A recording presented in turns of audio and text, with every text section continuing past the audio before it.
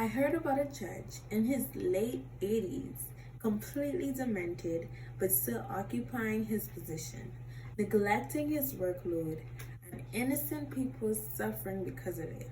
Imagine if this were real, or maybe it is. My name is Beyonce Wells, and I will attempt to persuade you on why I feel that there should be a maximum age for politicians. Let us look at a new take on the political system that could change our lives. As a 19-year-old, I am tired of my ideas being overlooked by the older leaders who offer the same absolute ideas that doesn't bring forth any effective change. I'll be discussing one. If there's a minimum age, there should be a maximum requirement. The decline in the elderly and the age of retirement. Firstly, if there is a minimum age, there should be a maximum age requirement for politicians.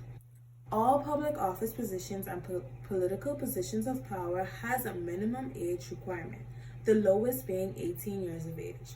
The higher the position, the higher the age minimum. When in a high power of political position, people look for more experience, maturity, wisdom, and competency. It is believed in society that these qualifications only come with age. Let us look at Rush Holt, the youngest elected senator at the age of 29. However, he was forced to wait nearly 6 months for his 30th birthday to be sworn in due to the age requirement.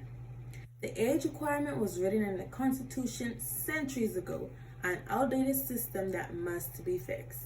The youngest elected president was 43 years old, and the oldest will be 78.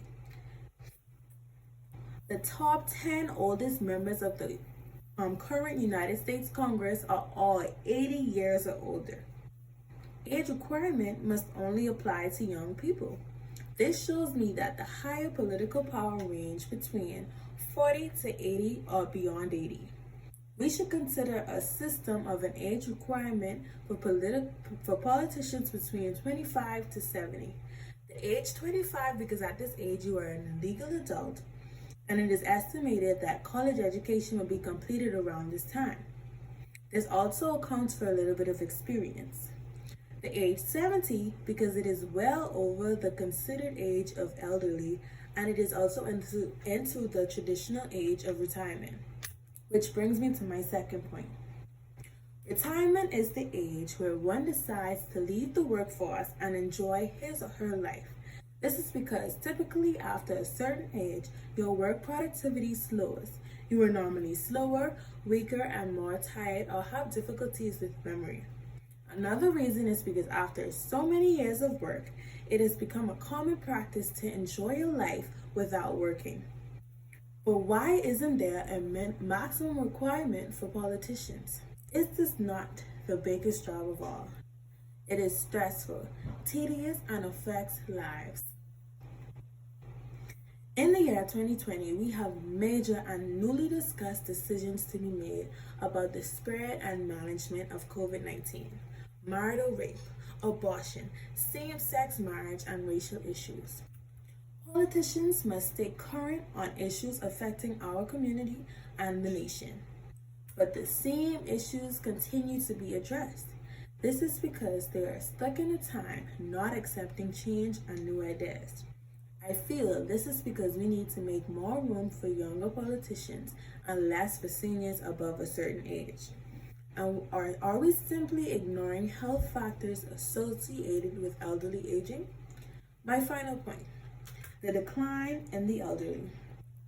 As we age, so does our brains and our body, with memory decline and physical decline.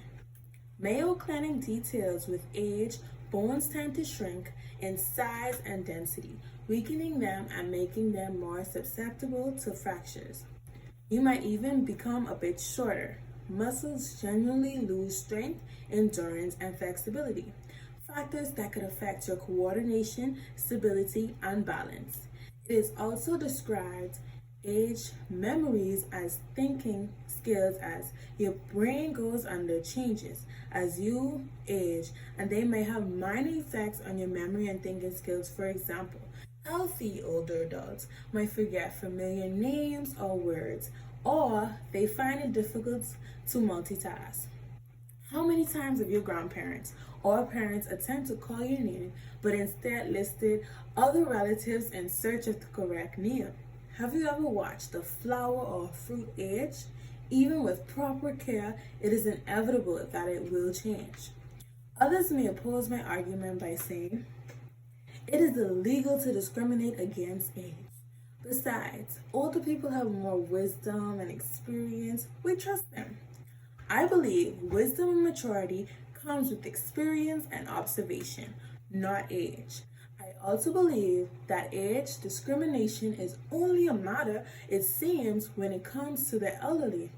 There are limitations to young people just as there are to seniors. Why is it only a requirement for minimum age?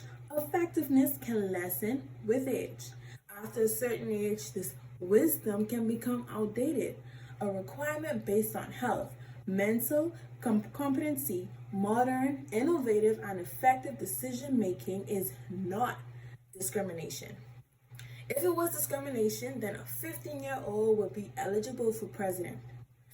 If only age brought wisdom, then every older person would be wise and every younger person would not. And this is simply not true. I will conclude with this. Look at why progress seems to be going backwards and why we are stuck in a system of oppression. The longer we continue to let only seniors remain in power, we will see no change. I discussed why there should only be a minimum age requirement for politicians, retirement, and the decline of the elderly. The longer we let 70, 80, and even 90-year-olds run the country, we will forever be treated like grandchildren. What will happen when they forget our names? Do you not hope for a better life and future for your future generations? Time for a change.